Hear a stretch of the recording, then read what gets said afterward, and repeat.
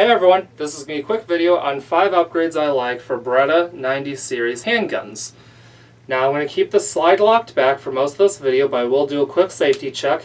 As you can see, there's no magazines in it, nothing in the chamber, visually checking, nothing in there, so the gun is clear. Now these upgrades are going to be very easy to do. It's nothing too in-depth because I don't do anything really in-depth. I'm not a gunsmith. So these upgrades are just very simple upgrades. So the first one, I changed the guide rod to steel. As you can see, this is stronger than the polymer one, won't break as easily, but also it adds weight to the front, and this is a very simple part to change. All you have to do is field strip it, same as if you're cleaning it, and instead of putting the polymer one back in, put this one back in. It's that simple. Now, other than being stronger, it adds weight to the front so that when you're shooting, there's even less recoil. Now, of course, there's not a lot of recoil on a full-size metal 9mm, but it's a nice thing, and if you have the 96 or the 99, then you might want that even more. But it's just a really nice upgrade for Beretta 90 series handguns. Next one, I painted my front sight orange, and the rear one is still white. The reason why I did that is because I have astigmatism in my right eye. So I really don't like gun sights that all 3 of the dots are the same size and the same color. So this made it easier for me to pick up my front sight. So that's an easy upgrade. Just get you some orange paint, red, green. This one was supposed to be red but came out orange. Get a toothpick, paint it orange or whatever color you want. Nice upgrade. Easier to pick up. Now, the next upgrade is I changed out the grips. These are Black Cherry VZ grips. It comes with these grips, but I'm not a huge fan of these because that little medallion shape there has a little raised rim and it just was digging into my fingers, and they're checkered so they're a little bit grippy, but they're not as grippy as the VZ grips. I also had these grips for a while. These are nice. I just liked these a little bit better. These are relatively inexpensive if you want to try them out. They're only 25 bucks. So a good option. And I will do a review on these eventually because they are pretty nice grips. An interesting thing to note is that VZ makes the grips for Wilson Combat. So if you want, you can get a set of grips just like this, but with a little Wilson Combat medallion in them. Another thing that they make, which is nice, I've heard, is they make what they call the ultra thin grips. They are like this, but they are thinner. So it makes it feel probably much more like a single stack 45 than a double stack 9.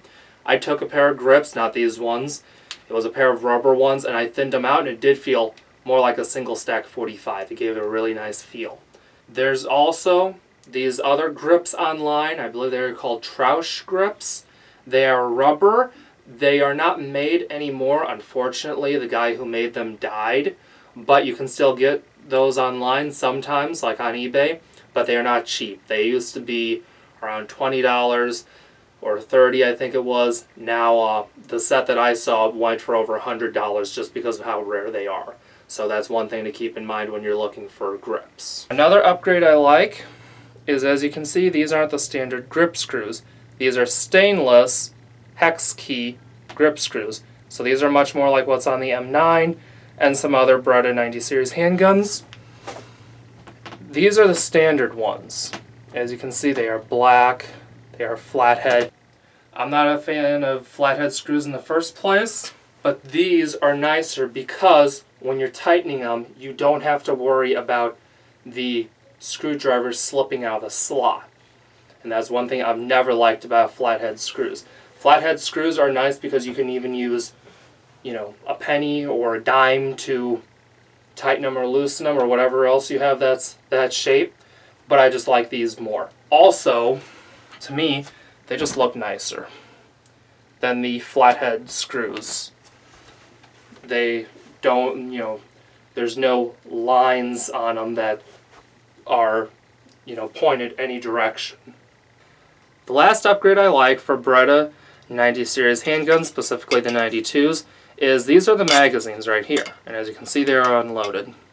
This is the magazines that you get. These are 15 round magazines. As I said, it's empty, so I'm not putting any ammunition in the gun.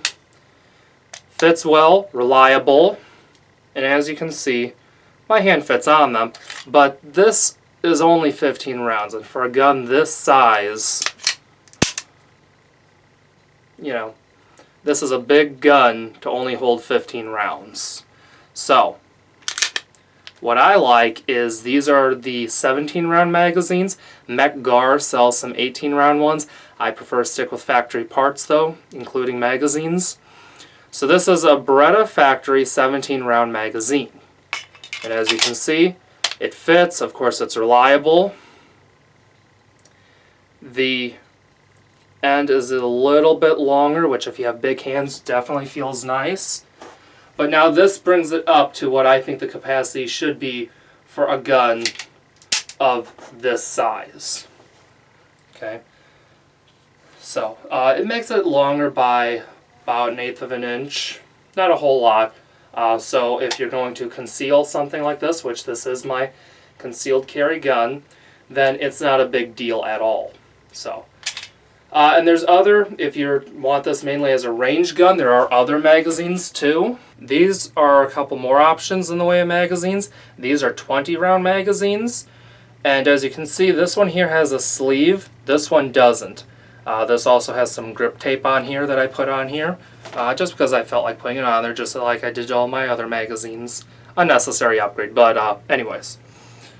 Now, with the sleeve, as you can see, there's a little hook right there that holds it on, so it doesn't just want to come off. On this one, it broke off, as you can see. So now there's nothing holding it on. Unlike this one, it's still there. Not a big deal. It doesn't overly feed or anything. You know, it doesn't go in too far. And I contacted Beretta. They would have given me a replacement, but I would have had to send the whole magazine in just for that. So no point in it. Now this is an empty magazine, so I'm not putting a loaded magazine in a gun here. As you can see, they do stick out a bit, but once again, you know, for range use, it's not bad. Mech-Gar makes some 20 rounders that have a really nice base plate that actually extends your checkering right here. Okay, and it's just a really nice thing. It's really something I wish Beretta would do, but you know, these are Beretta ones, and they don't have that. Now for the one that still has the sleeve, as you can see, it doesn't reach up to match with the grip, but I mean, you know, I guess you could put your hand there. I don't see why you would, though. I mean, this is a full-size grip. Now here's the last option. This is a 30 round magazine. Once again, empty. And as you can see, really nice. This has that sleeve on there, hasn't come off, and I haven't had any problems with this one. It's really nice for when you're at the range, you know, doing things like target practice, and when you just don't want to have to reload it. Now, with all these magazines, one thing I want to say is always follow your state laws. So if 30 round magazines, 20 round magazines, or 17s aren't allowed in your state, then don't get them. There's even some states where you have to have 10 round magazines and that's it. If that is your state law, then follow your state law. Where I live, I have no such restriction. So, that's pretty much it. I hope this was helpful and informative. Be sure to like, share, and subscribe. Follow me on Facebook, Instagram, and Twitter. And I'll see you in the next video. See ya!